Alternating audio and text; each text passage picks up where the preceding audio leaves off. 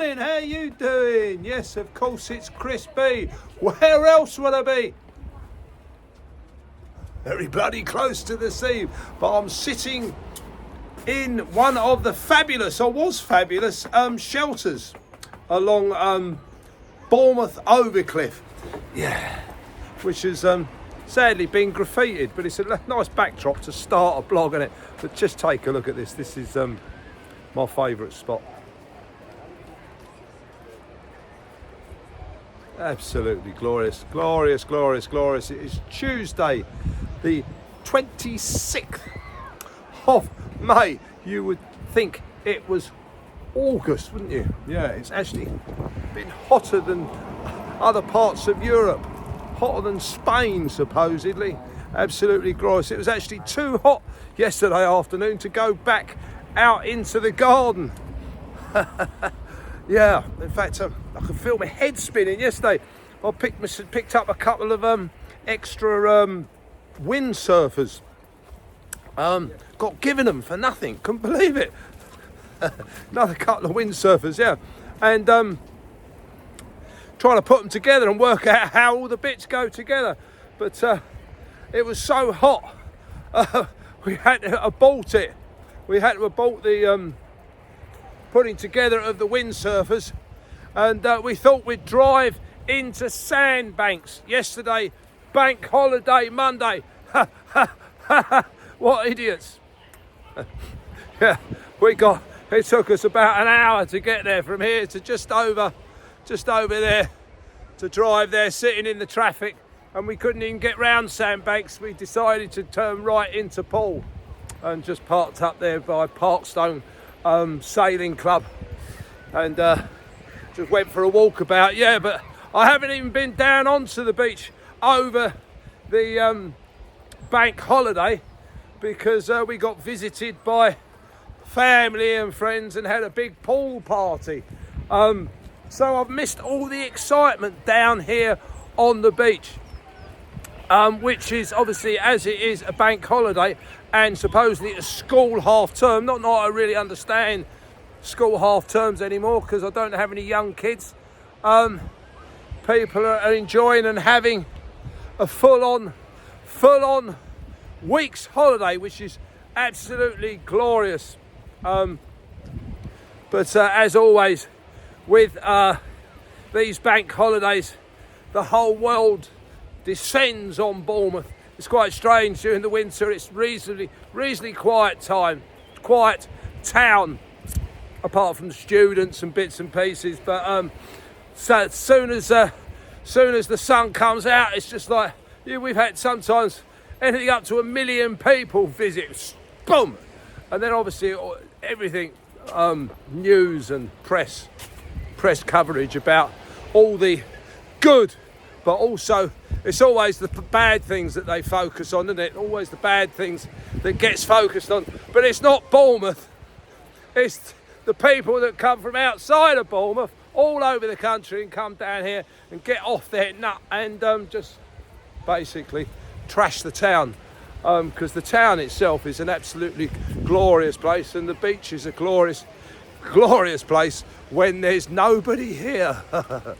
I'm not a lover of crowds and hordes of people. That's why when I do my walks and my blogs, it's usually very early in the morning, even as early as 4:30, 5 o'clock, and watch the sun go, because there's no one around. But the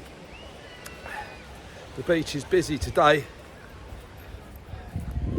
Just stop here. We just walked down the zigzag, Toft zigzag as normal, as you can see. That's Boscombe Pier. That's the Isle of Wight over there. You can just about see it. You might be able to see the polar bear of the Isle of Wight, yeah. Henglesby Head goes all the way back to the Stone Age and Iron Age down there.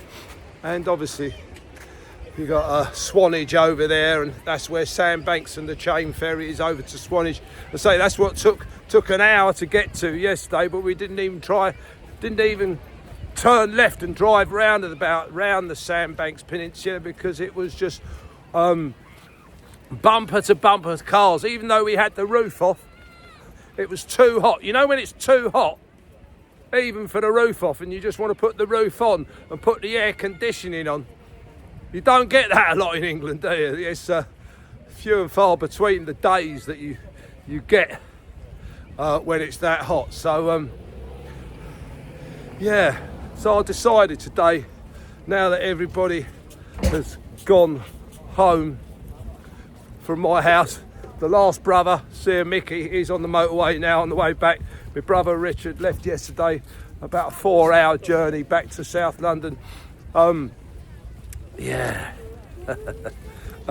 So I'm on my own. I thought, yeah, do I go into work and do a bit of paperwork, or should I go and finish off the decorating of an empty room, or should I take advantage of this absolutely glorious present from up above of May? And that's exactly what I've done. Sorry. So I got up this morning. I've exchanged my morning walks a little bit. I do like to change my routine a little bit. That's what I found. A change is good as a rest. So I've been changing my morning walk, early morning walks, because my knees have started to hurt a little bit, and the walking don't seem to be fixing it. And everyone, as soon as you put bad knees into Google, that's it. You've got every pill and every treatment that you can think of, and it just keeps getting the algorithms start hitting you, and your phone is completely full of it. Turmeric, black pepper, and NMN. That's what everyone's talking. This and this. Problem with taking stuff is everything has what do they call it? Yeah. Everybody has effects, doesn't it? Yeah. And it affects your body. You put something in, and yeah, you don't know what it's going to do. So I like to try to do things naturally. Anyway, this walk hopefully will loosen my knees up. But yeah, I've been getting up every morning and doing a bit of Tai Chi, and jumping into the pool, and doing a few lengths and a bit of Tai Chi and water aerobics even in the pool. But as you can see, it's pretty bloody busy and everyone's in the sea. It's amazing, isn't it? Absolutely glorious. This beach here is busier than Lanzarote when I am there for my winter reset. Absolutely glorious. I haven't even been down here to count the tents overnight. Usually I'm down here moaning and complaining about how many people are actually coming down here and putting up camp and basically staying overnight. And there's a bylaw, you're not allowed to. There's an up to £1,000 fine, but no one ever gets told to put their tent down. And people are just coming here for a week and cracking on. I don't blame them, to be quite honest. I keep saying to myself that I'm going to give it a go, but I haven't. Anyway, you feeling good, feeling happy? So yeah, I'm about a month into my crispy, happy YouTube channel. Some blogs have worked surprisingly well, and some haven't. It's a learning curve, isn't it? And as you start to learn more about it, you learn that it can just drag you in more and more. And the reason I started the channel was for myself. Because if I concentrate on putting out positive, happy stuff, it's going to make me happy. But the algorithms of YouTube try to push you into a different direction to get more viewers, to get more subscribers. It's saying you should talk more about this, or you should do more about that, which means I'm not doing what I want to do. So all of a sudden, the idea that I had in the very beginning has changed. Or that's what I started thinking. Oh, now I've got to go into the office. I've got to start editing this, and I've got to edit that, and I've got to click this, click that. You've got to do 5 things before you post a blog. 15 things before you do post a blog to get more subscribers, get more subscribers, and then you might be able to earn some money. You might be able to earn money being a YouTuber. And then you're sitting in your office editing, clicking, and you're not outside, and the whole reason you started doing it in the first place has disappeared, and 5 years have gone. I was looking on this family that sold everything up and decided to buy a boat, a houseboat, and live on the boat, and try and finance it by running a YouTube channel. And she was quite embarrassed to actually disclose how much she'd earned after 7 years on from selling her house, buying a big boat, and sailing around the world, which was absolutely fantastic, with her and her husband, and all the wonderful places she was going out, buying the right camera equipment, buying some editing equipment, buying this, buying that, learning, training. I think they've got thousands of subscribers, and tens of thousands of posts and blogs and blah, blah, blah, blah.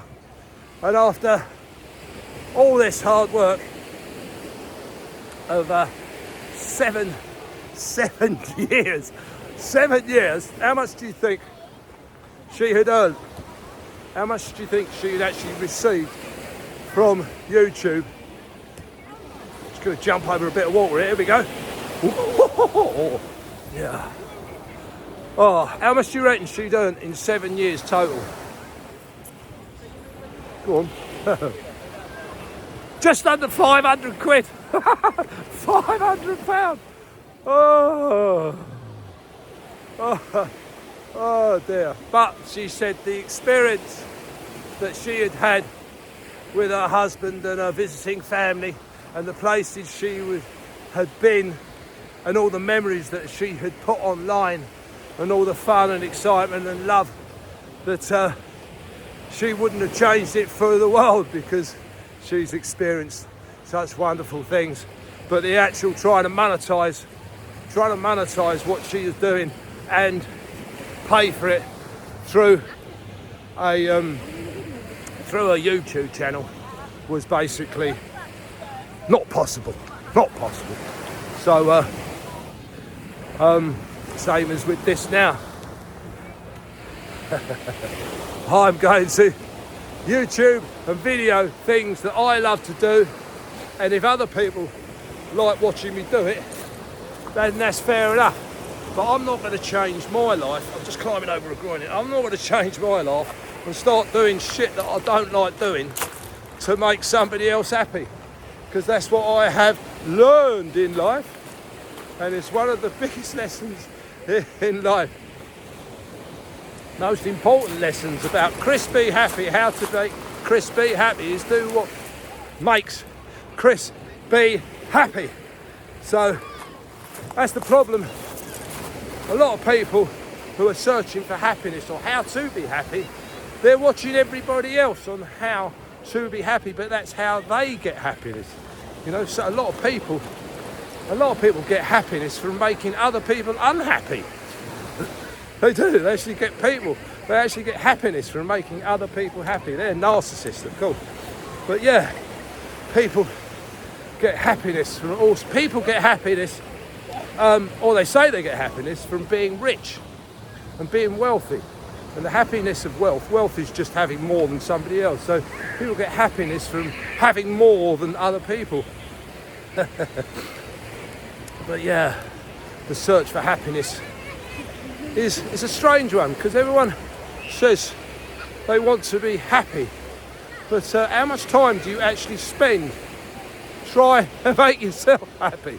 You spend 99% of your time just trying to live and trying to make money. Most people, that's all you're trying to do is make money. But I really do believe to be happy, you have to set aside a certain amount of time